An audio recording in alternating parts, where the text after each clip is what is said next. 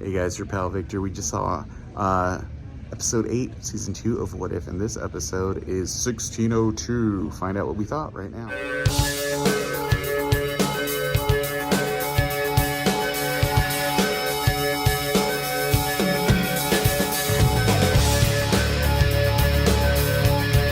Night before Christmas, the stockings were hung by the chimney, and the Avengers were fighting a brand new superpower. I'm Santa Claus, baby! Starting tomorrow, unwrap one new episode every day for 9 straight days. So, who's our bad guy? Yeah! Throw a holiday party. What could go wrong? What If Season 2, streaming tomorrow. Yeah, so this episode of What If is based on the Neil Gaiman comic strip series 1602. If you didn't know, Neil Gaiman wrote a miniseries here for Marvel called 1602 to finance his fight against Todd McFarlane to get the rights to Angela back in the character Angela he created in Spawn issue 10 in a lawsuit. In exchange for writing this miniseries, Marvel agreed to bankroll his lawsuit, which also got him the rights back to Miracle Man, which it turns out Todd McFarlane never owned Miracle Man to start with, but that's a fun aside that you can find a Google hole to get through.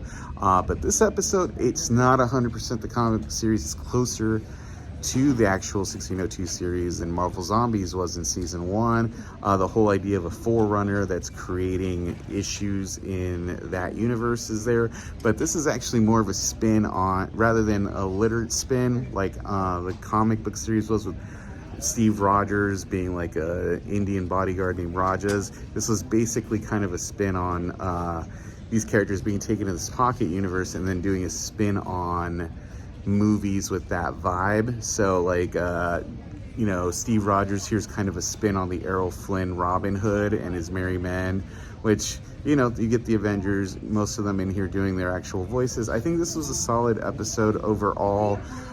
The end of this episode, my guys, sets up the finale here excellently, which is pretty much a multiverse Captain Carter thing, which again, Captain Carter denied her true love in Steve Rogers in this episode, but the chemistry was there and it was solid. And this was the first Captain Carter, actual Captain America meeting, not Hydra Stomper, skinny Steve Rogers guy.